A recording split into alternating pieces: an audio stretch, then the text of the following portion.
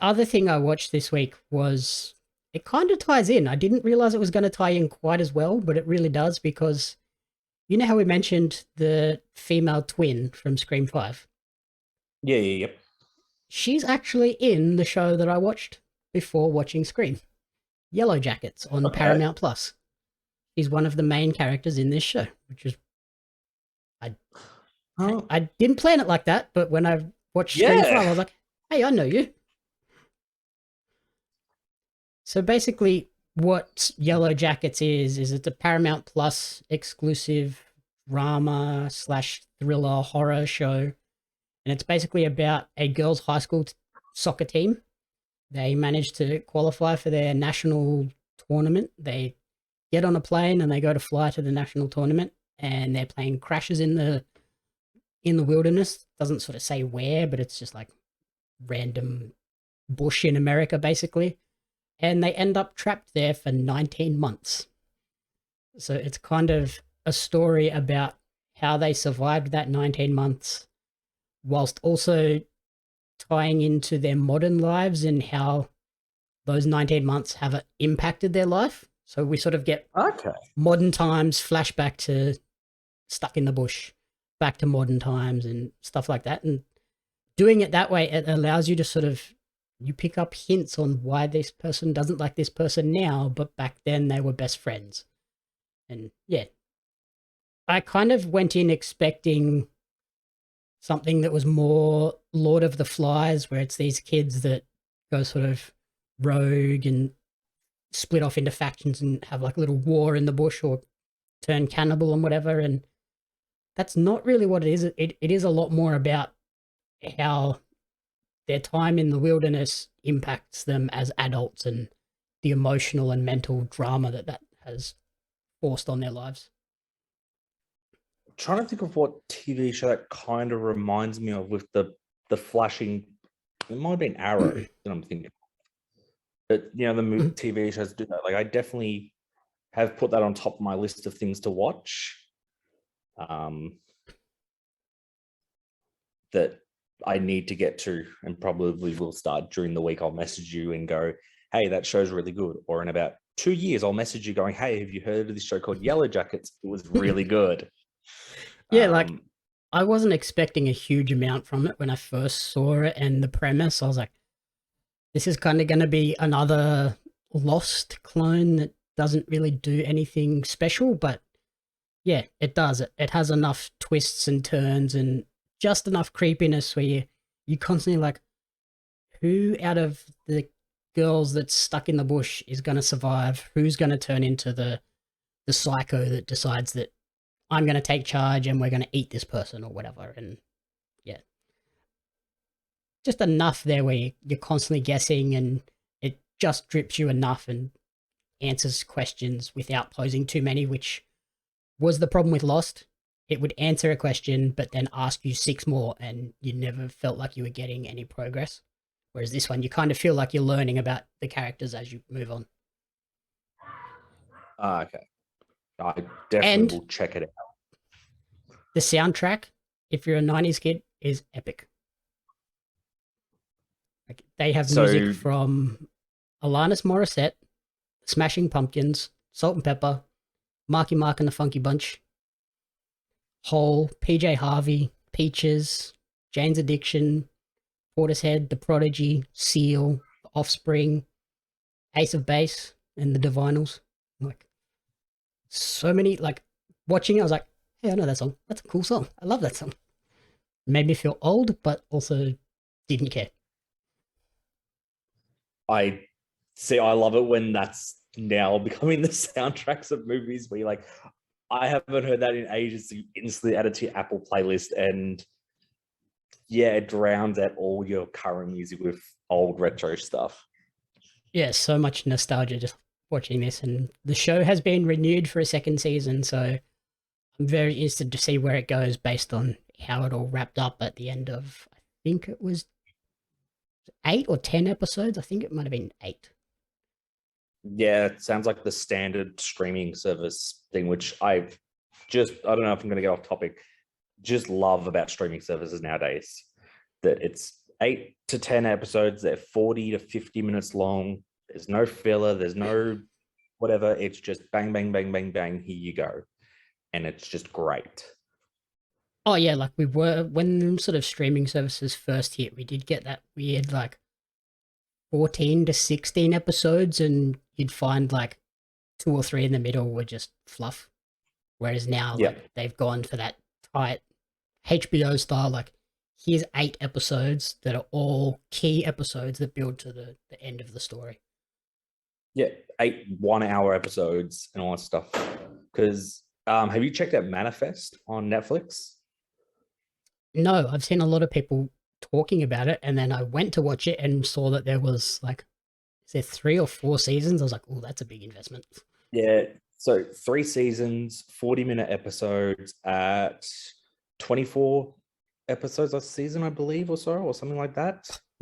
Yeah, that's I a big thought investment. like, yeah, and it's like it's funny because my dad's been home over the holiday period, and I've been working from home, and I'll go out to go get a drink or whatever, and he's just been watching it, and at the start he's like, "This is the greatest show ever," and then he gets to like episode 16, and it's like, I'm like, "It's striking, isn't he?" He's like, "It's just full of so much nonsense. What's the point?" And it's like, yeah, why I don't. Yeah, I'm glad that these big shows are now coming, just because I understand, NBC, and that they want their 24, like The Flash and Arrow, 24 season episodes, 40 minutes each, get a long run time out of it. I understand that. Yeah, they want to But lock you in for like 4 months. yeah, but man, there's just so much filler, like Pretty Little Liars and all that stuff there. Like, there's so much filler that if you condense that down to, even 12 episodes, like, I'm sure someone's out there has condensed down, like, how to watch the whole season of The Flash, like the actual key important facts. Yep. Here's just a 20-minute video of the whole season of everything you need to know that plot development wise. But that's what I love about streaming service is, 8 episodes, an hour each. I'll happily sit down and watch that for 8 hours of the day versus, 40 minutes by, 20 episodes. And it's like halfway through, you're like, cool, this is boring. Yeah, I think those like 24 episode seasons, they worked when you were watching things on TV at a set time every week. But now it's like, if you're going to just give it to me all at once, I don't need 24 hours of content. I need 8 that I can watch over Friday to Sunday. Exactly. Yeah, 100% yes. Like, back in the good old days when, the hot TV show would come out in America, you'd see the ads for it on Raw, and you got to wait about 2 years for Fox 8 to get it over here. Oh, that was the worst. Like, that was always the time. Like, that was definitely the times when I think I started to find my TV shows via other means. And yeah, that's just, it is funny now thinking back on that, because exactly what I mean. Like, those TV shows you'd watch Raw, and it's like, this show looks sick. That looks sick, but I Yeah, don't know when I'm going to get to see it. yeah. Or like The Big Bang Theory and that. Like, I would, get the episodes as soon as they come out in America, and I'd go around to my partner's place, and they're watching free-to-air TV, and it's 3 seasons ago is the newest episode, the hottest episode that's airing tonight. I'm like, that's 3 seasons old. What do is you old. mean? It's like, I think the one I remember was Prison Break. Like when that sort of first started being advertised in the US, I was like, that show looks sick. And then it just took like 2 years before it came to Channel 7 over here. I was like, okay, Yeah. finally. Oh, like, yeah, you'd find it all online, because I think it came to Foxtel first. It would be on Foxtel, then it would come to like normal TV, because I've always had Foxtel, all the time here, so I'm used to seeing stuff a little bit earlier. But you actually have to sit down 8 o'clock to watch the newest episode of Prison Break, instead of I got home from school from 3:30. It's all ready to go. I can watch it at 5 o'clock after I've eaten dinner. Yeah, watch it at 8 o'clock with ads and just Yeah. want to hate your life. Yeah. Yeah, like I think the only show I do that for is Gogglebox, and even then you could kind of just zone out of most of it. Yep. But yeah, Uh, yes, speaking of nostalgia, they were the good old days of waiting for an episode to air and it being just so much filler. and you know how you mentioned Big Bang Theory? Did you see the stats for the lead-in for the new AEW on TBS now, thanks to the Big Bang Theory? I kind of did. Apparently, it's like off it. Is Big Bang Theory the lead in, or did it replace Big Bang Theory? No, so Big Bang Theory is the lead-in, like, to Mm-hmm. Dynamite on TBS, and apparently the ratings for the first minute or 2 minutes of TBS on Dynamite on TBS has been over 1.5 million for that first minute. What? Yeah. So like apparently Big Bang Theory is still massive, and then that's the lead into Dynamite. So that's probably helping them draw in these bigger audiences they have over the last couple of weeks. Yeah, that definitely And why explains a they've been lot. Like, starting the shows super hot. yeah, like I understand. Like, you want to start with your Daniel Bryan versus like Omega matches because otherwise the crowd's not going to stop chanting "We want Bryan" for the whole show. So just give it to him, get him out of their system, stop. But yeah, that explains a lot about the very heavy start of the shows. Like, that's insane. The Big Bang Theory still gets that much Yeah, like what did we get last? views. Like last last Dynamite, I think we got what we got the 6-man tag with um Adam Cole and or the like Cole promo.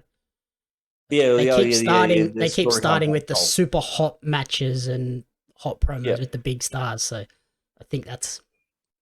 I think we're going to keep seeing that where kind of the main event of a show is going to be the first thing, just because of that lead in Oh, until the which ratings is kind settle. of which is great, as you know, my scheduled lunch break is 12 o'clock. So it is great that I get to watch the good part of the show on my break where I can kind of go, everyone leave me alone. And then, the main event at 2 o'clock in the afternoon, where it's like, I better do some work, is okay, cool. I can kind of zone out a little bit here because you're not doing the closing show promo at the end of it. But man, that's mental. That's what you get for Big Bang Theory over there.